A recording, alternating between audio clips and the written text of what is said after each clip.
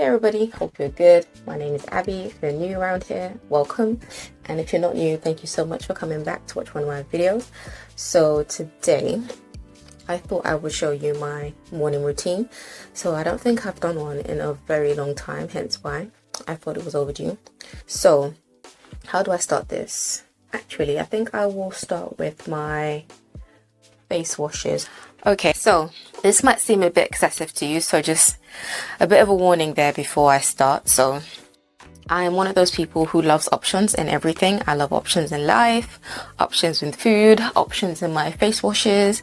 So I have about 5 different types of face washes which I rotate or have been rotating since I bought them.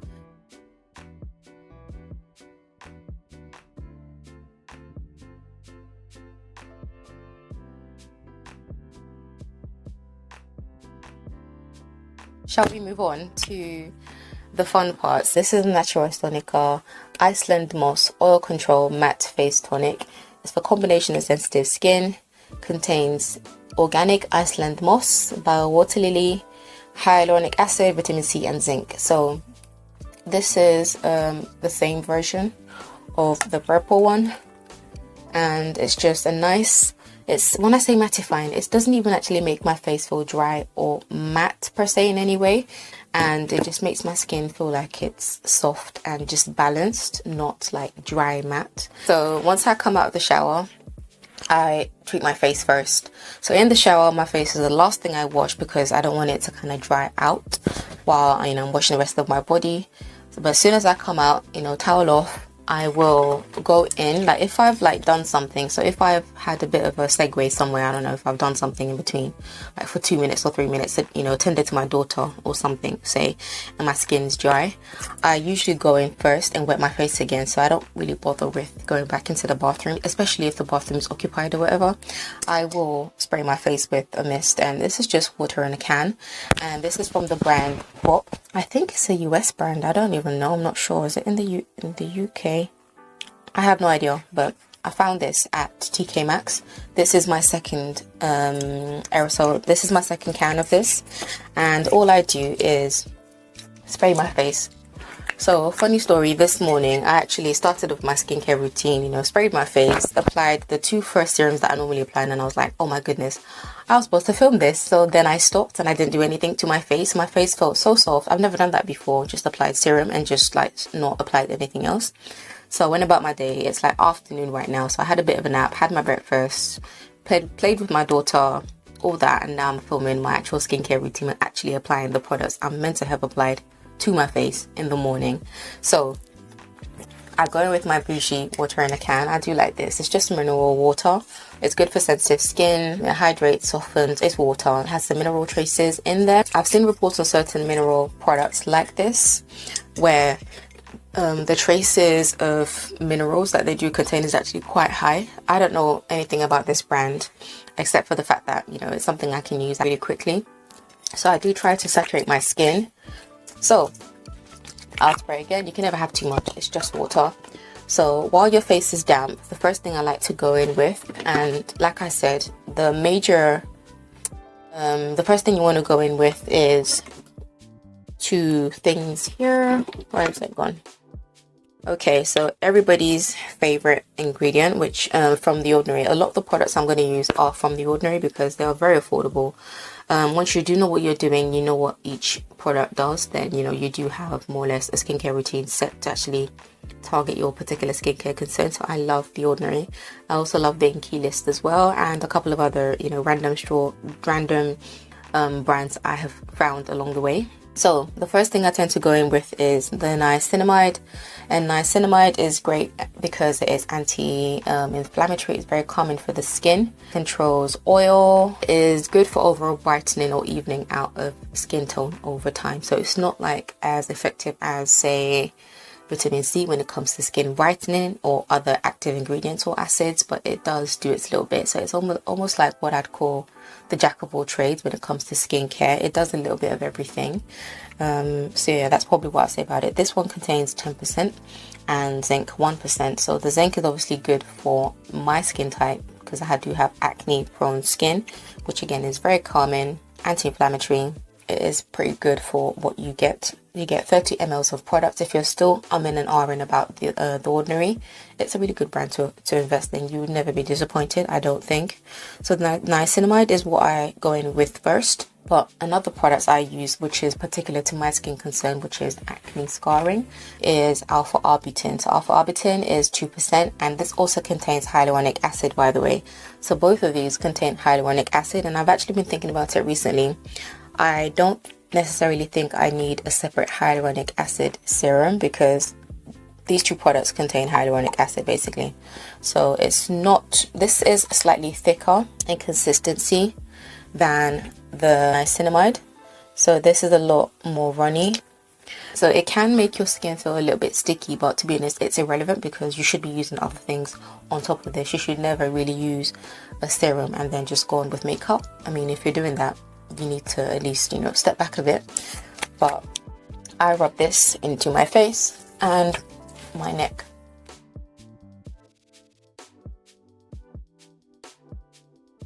And I did wash my hair as well, hence why I have a towel on my head, but my hair is probably dry by now.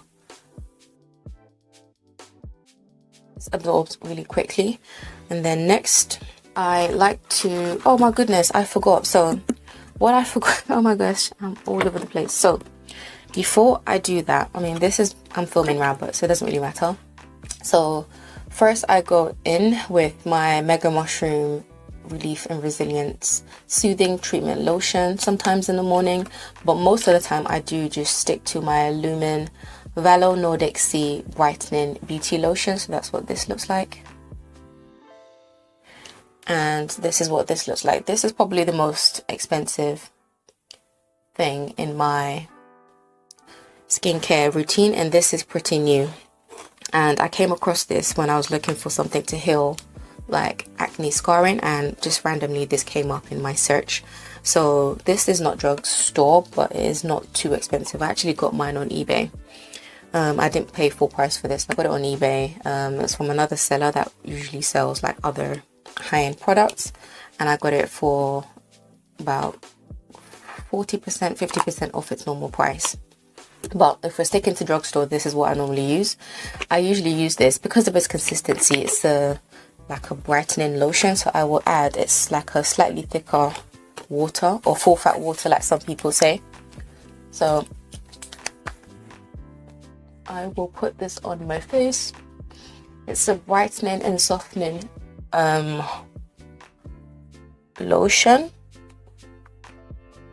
that's slightly thicker than water, and I just like this because it makes my skin feel really soft and hydrated. Even on some days where I'm like rushing, I will put this on, follow it with some like niacinamide, and throw in my moisturizer, and then do a quick makeup routine and run out the door. So I do use this a lot, and I've got some way to go. It's about this much left. Recently, like I said, this is the newest edition. I have been swapping that for this only because I've had like some bouts of acne on my chin, which you can't really see, but I've had like smaller acne pimples come up recently. I think maybe just as a result of being at home so much and, you know, not really exercising or moving around as much. So that's one of the effects of lockdown on your skin. So normally I would apply my water, either one. Then I would go in with my niacinamide and alpha-arbutin mixed together. And then controversially, and I say controversially because a lot of people don't do this, but I will tell you that you can do this. Okay, so I also use my vitamin C in the same skincare routine as my niacinamide. And just to make it clear, I do think, yes, it does say on the bottle for niacinamide that you shouldn't mix this, and obviously it says on the website as well. And just to get like a clear answer, because this is something that I've seen not recently, but I've seen over like say the space of a year, where some people in certain skincare videos, I've seen certain people or certain dermatologists say that vitamin C and niacinamide can actually be mixed together. I've always wondered why the ordinary say you can't mix it. Looking at the research and the argument for not mixing it, just to be clear, if you don't already know, I'm pretty sure if you're watching my channel, if you're into your skincare, you would already know this, that the claim is based on old studies that were done around the 60s, where niacinamide and vitamin C were mixed together using unstable versions of either or, and the result was the production of a compound called niacin, and that can result in flushing of the skin, and that's like intense redness and irritation. So hence why since then it's always been an argument that you shouldn't mix niacinamide and vitamin C. Fast forward, now we know that those tests, or those some of those tests were flawed in the way that they were conducted, because I guess abnormal amounts of heat were used, which isn't something you would see in a normal skincare routine, based on the same research as well. When you do mix these two together, if niacin is created, it's actually created over a very long amount of time, so long, so much that you don't actually see that compound actually being created in a normal skincare routine. So it's the chances of it actually happening are so slim in a real life, real world skincare situation that it actually doesn't really happen to most people. I mean, if you happen to be that 1%, if you have super sensitive skin and that does happen, then obviously you want to stay clear of this. And once you've done it and it's happened to your skin, you won't do it again.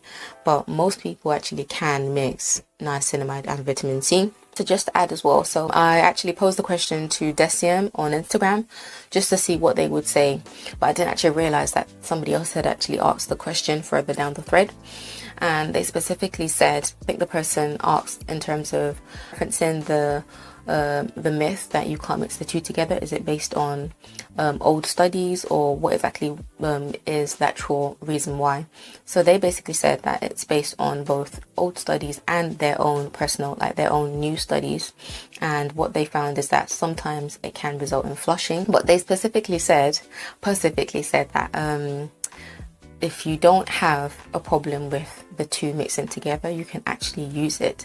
But because of that small percentage, of people, maybe if you have sensitive skin, which flushing would be, a really bad idea for, they do advise that you don't mix the two. So they did actually say you can mix the two if you don't experience flushing when you mix both vitamin C and niacinamide.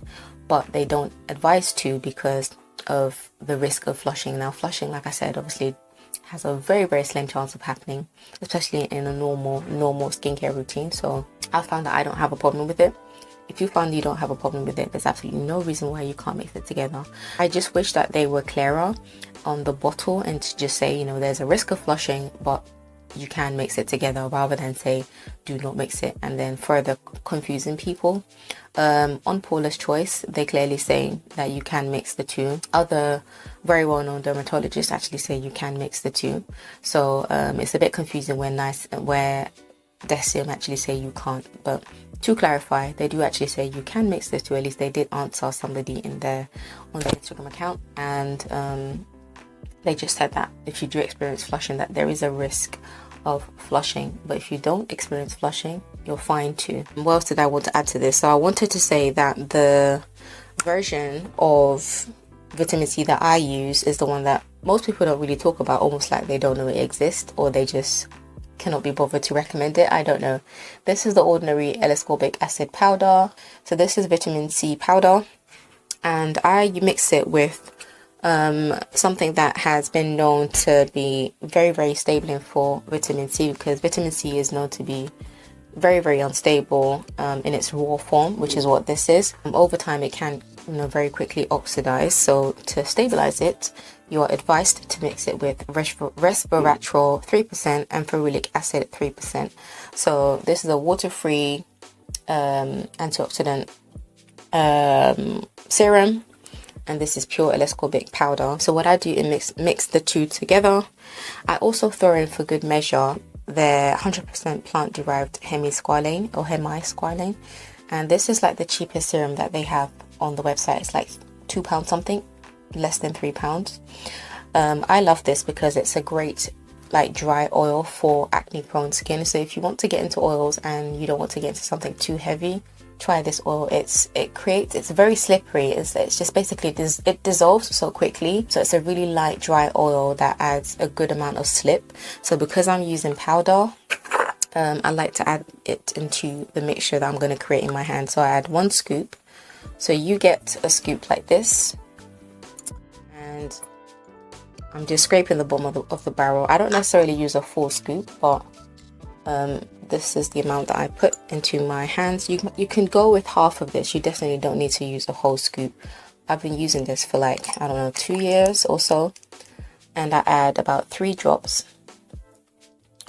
or 4 of resveratrol. And resveratrol is one of those old school antioxidants that I first learned about, I think from QVC, because I think it was a brand called, I want to say Alpha H, I can't, don't quote me on that, but it was another brand, an old school brand from back in the day. And I did my research and I found that it was actually a really powerful antioxidant for aging skin. So I'm in my 30s and it's just good to keep those things at bay. So I just added a couple drops of the plant, the hemi, and this mixture is what I get. So I also like to add my Hada Labo gochujang premium hyaluronic acid serum. So this is the most economical hyaluronic acid you will ever buy. You get 170 mLs of product in here. It's massive, like next to my head, and it's definitely a lot bigger than the Ordinary's hyaluronic acid. So the Ordinary's hyaluronic acid was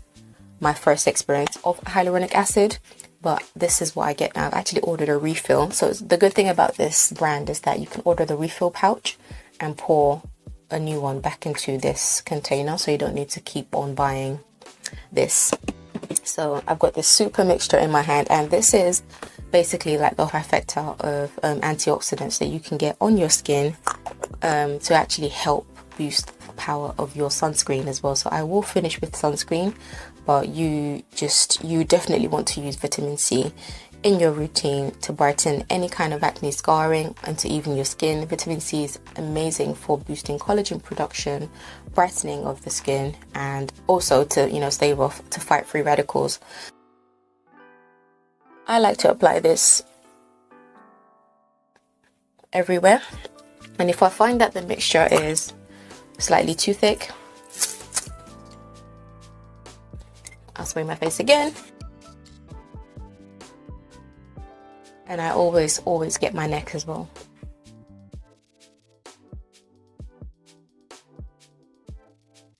And the reason I use my niacinamide and alpha-arbutin before the oils like the ferulic acid and the hemisqualane and vitamin C is that the alpha-arbutin and niacinamide are water-based. This is oil-based, and in terms of like absorption, you definitely want to put anything that's water-based early on in your skincare routine, and then finish with anything oil-based, because obviously the oil traps these two products, especially with the hyaluronic acid as well, and it just keeps it in your skin rather than leaving it to absorb to kind of get dried out and disappear into the atmosphere.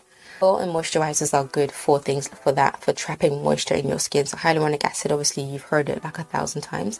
It holds a lot of water, it attracts water, and what you want it to do is keep the water that it has attracted in your skin to keep it soft and plump. So this is the products that I use, and despite my talking for so long, this routine, believe it or not, actually takes me about 7 or 9 minutes or so, maximum 9 minutes, under 10 minutes to apply everything. From the time I start getting dressed in my bedroom, about 7 minutes actually. I think I have timed it 7-8 minutes or so. And if I'm having a slow day, 9 minutes. Like, it doesn't take me that long.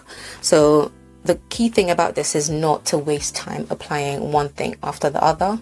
I mix the two things that can be mixed. So they're both water-based. They're both very complementary to each other.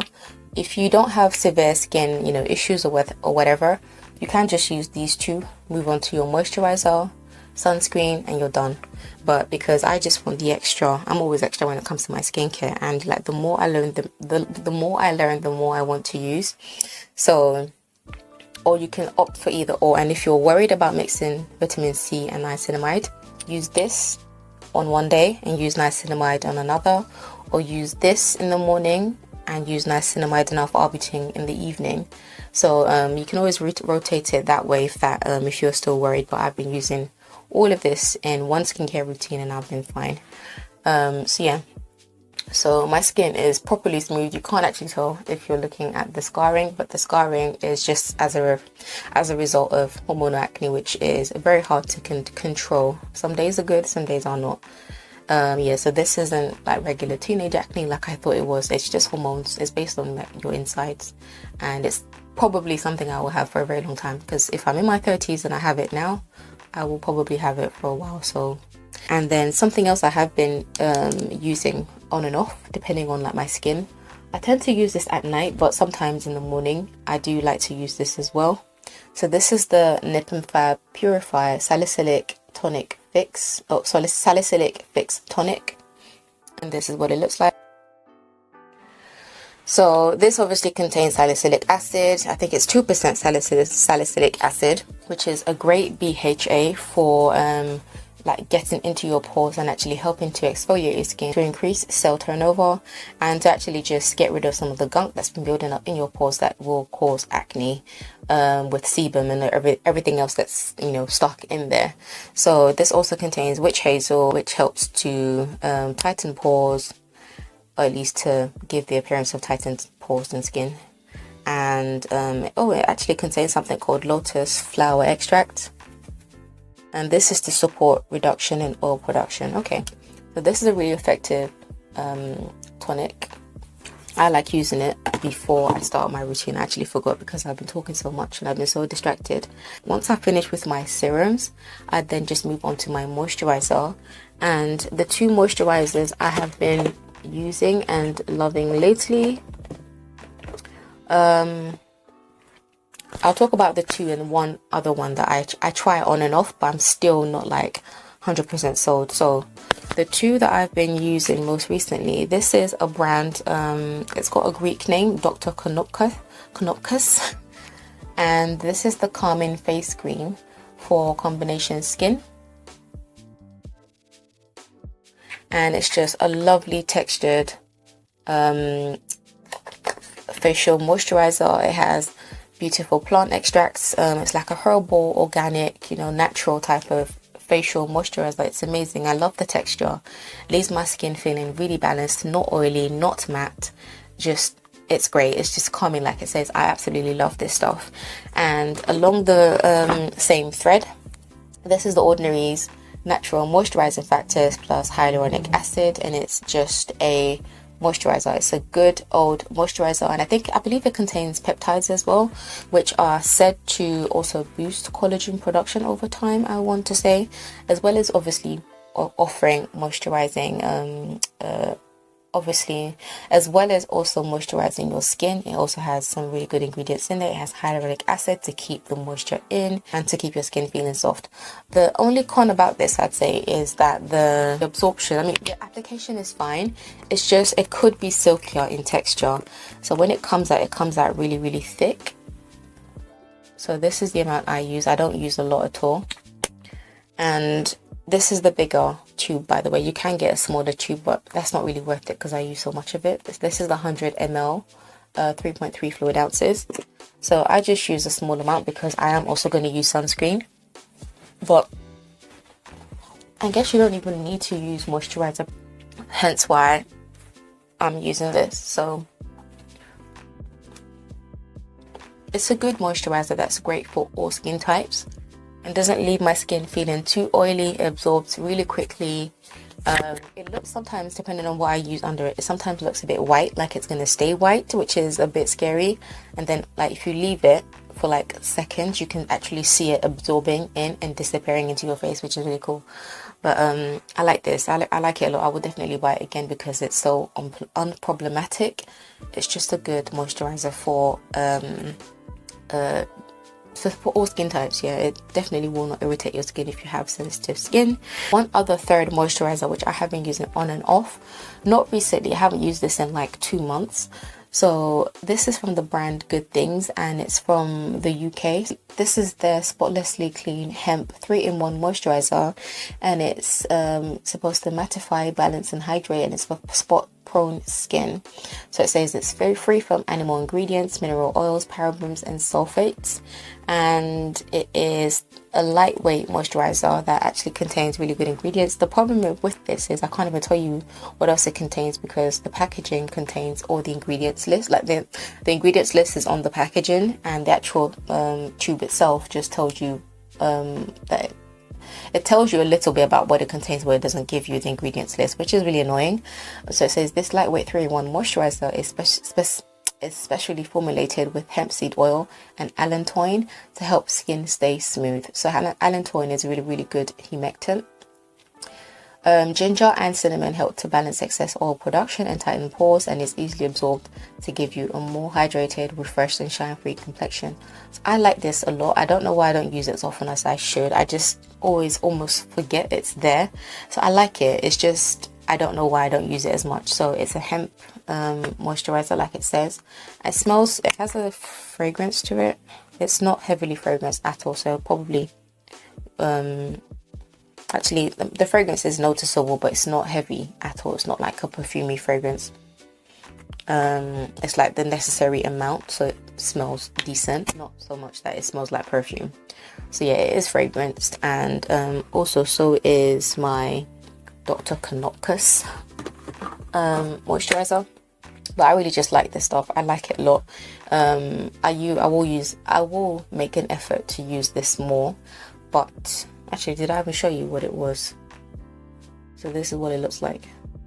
I like all three, but I tend to just use these two more, and that's what I tend to use on my face. And then I have 2 other options I have been juggling with recently.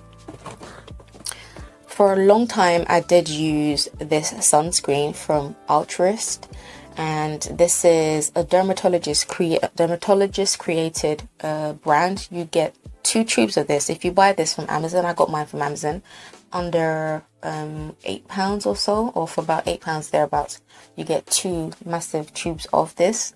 I want to say it's a mineral based, actually it's probably mixed. I think it's both a chemical and a mineral based sunscreen. The only thing I don't like about this sometimes is that I feel like it kind of gathers over time in the lines in my neck. Like by like mid-afternoon I have to like smooth it down a bit for some reason. In terms of wearing it on the skin, it's fine most days. Sometimes I do kind of feel like it's a little bit heavy, but it does absorb really well. So I think just for demonstration purposes, I will use it on my actually I'll put it on the back of my hand so you can see. So I used this and I was really faithful to this for a very long time actually. So let me just rub it into my hand so you can see what I mean. So as you can see, most of it actually gets rubbed in. So this is good if you're brown or black, or if you've got a bit of a tan to your skin and you're worried about white cast. Despite it having so it does actually contain titanium dioxide, nanoparticles of this. It doesn't leave a visible white cast, so you can see there's a slight bit if you look really closely, but it's not obvious at all, so much so that you can actually see it. So I like it, and it feels like you can see it's not shiny, so it's good. It's not like the best formula I've ever tried, but I've used quite a lot of it, so that says something. But recently I just wanted to see if there was anything else out there that's affordable, but I honestly cannot find anything that is as affordable as this. I will just say that, because with most sunscreen tubes, you will the most you'll normally get is about 50 ml, which is absolutely tiny. So this is a 50 ml tube, and this is a 200 ml tube, because this is for face and body.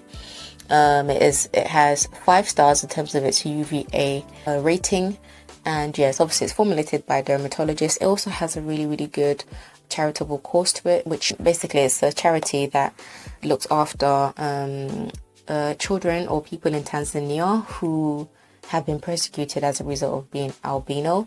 So it does support those charities. It's supposed to be fragrance free. It is fragrance free. Obviously, it's a broad spectrum, both UVA and UVB coverage, protection, and it's non-sticky.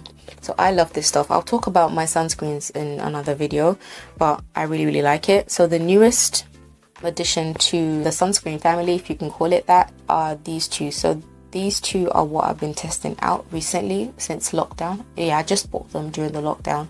So before, I was faithfully using my Ultraist sunscreen. And the two I wanted to actually talk about are the Bondi Sands Face SPF 50.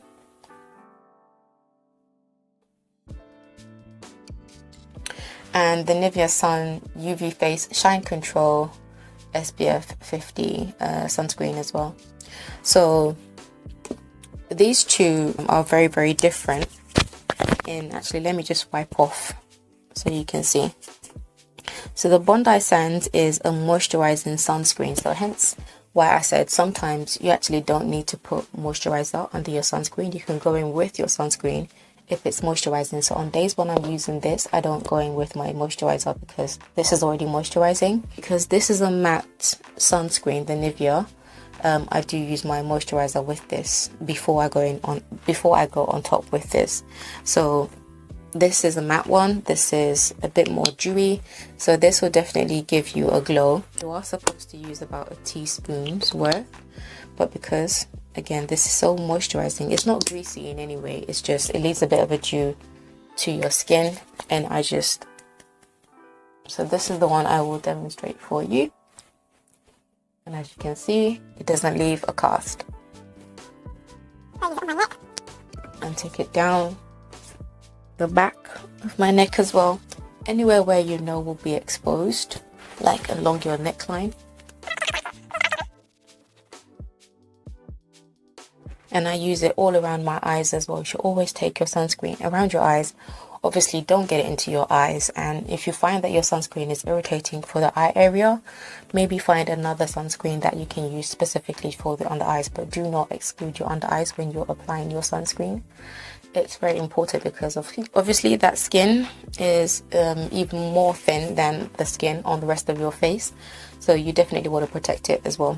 Those are the sunscreens that I do use. I will show you what the Nivea also looks like. Unfortunately, the Nivea sunscreen is scented. It also doesn't leave a cast, so you rub it in, and it dries to a natural finish. It's not like completely matte, but it definitely isn't shiny at all. So it dries to a natural finish, so it leaves a bit of a sheen. So you can see this is a bit more dewy. So sometimes before I go in with my foundation or start my makeup routine, so obviously I'll leave some time in between applying my sunscreen and going in with makeup. So what I normally do is do my face, then moisturize my body and figure out what I'm gonna wear, put my clothes on, then do my makeup. So in that time, about 15 minutes or so, 20 minutes have gone by, sometimes even more, depending on whether or not, if I have to go and do something for my daughter, or just, if I'm distracted or called, or if I'm needed somewhere. My face is always the first thing I do because I need those things to settle first before I can put my makeup on.